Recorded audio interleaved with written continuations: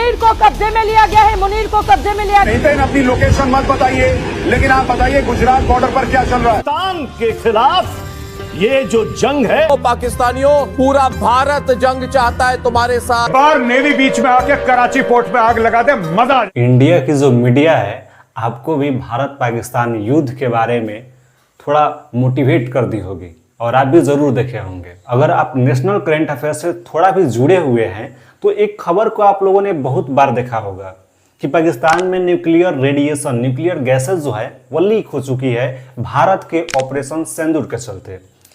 तो इस खबर के बारे में सच्चाई क्या है, अफवाह क्या है, इसको हम लोग जानेंगे।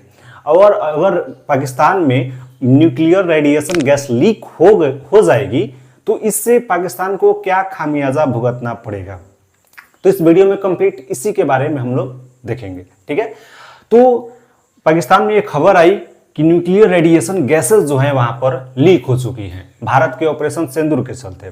और इस अफवाह को आग तब मिल गई जब अमेरिका के परमाणु आपातकालीन सहायता विमान B-350 AMS और मिस्र की EGY 1916 प्लेन दिखा और दावा किया गया कि मिस्र से बोरॉन को लाया गया है, क्योंकि मिस्र में बोरॉन ज्यादा मात्रा में नील नदियों के आसपास देखा जाता है। और बोरॉन जो होता है रेडिएशन को कम करता है, न्यूट्रॉन को क्या कर लेता है, ये अवशोषित कर लेता है। परमाणु रिएक्टर, परमाणु हमला में अधिकतर ताप से कम लोगों की मृत्यु होती है, लेकिन जो रेडिएशन होता है उससे बहुत सारे लोगों की मृत्यु हो जाती है।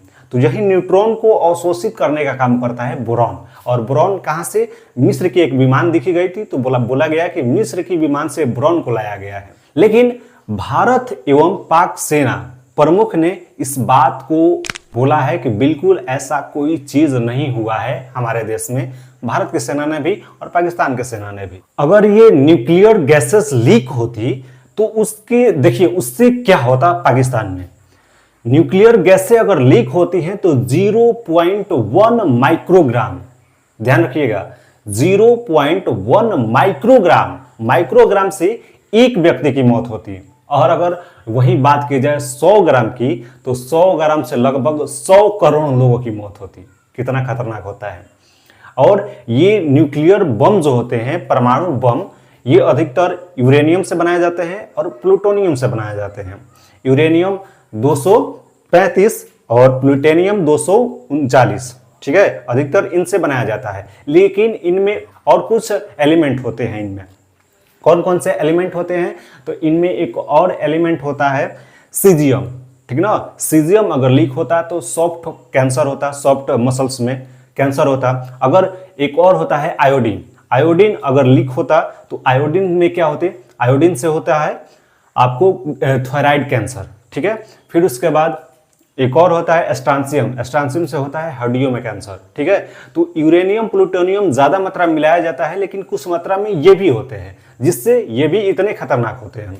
और वहीं अगर बात की जाए प्लूटोनियम 239 की लाइफ साइकिल की, जीवन चक्र की, तो इसका जीवन होता है 48,220 साल तक। प्लूटोनियम अगर एक बार लीक हुआ तो ये रहेगा हमारे एटमॉस्फेयर में।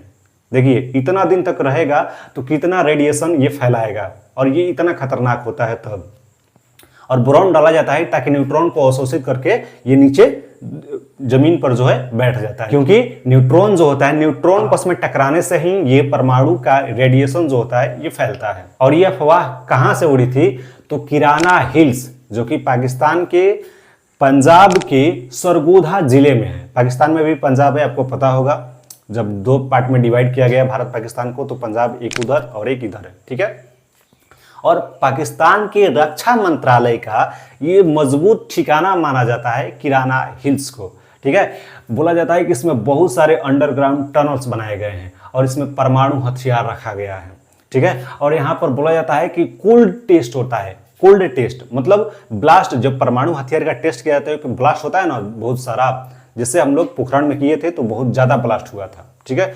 लेकिन ये कोल्ड ब्लास्ट, अब नया तकनीक निकला है कोल्ड ब्लास्ट, तो यहाँ पर कोल्ड ब्लास्ट किया जाता है। ज्यादा ब्लास्ट नहीं होगा, समझ में नहीं आएगा, तो कोल्ड ब्लास्ट भी यहाँ पर किया जाता है। और बहुत सारे हथियार जो है इसी किराना हिल्स पर रखे गए हैं पाकिस्तान के। अमेरिका का एरिया 51 की तरह पाकिस्तान के किराना हिल्स को देखा जाता है। ठीक है, तो अगर भारत पाकिस्तान में युद्ध होता है नेक्स्ट, तो टारगेट हमारा क्या होगा? वही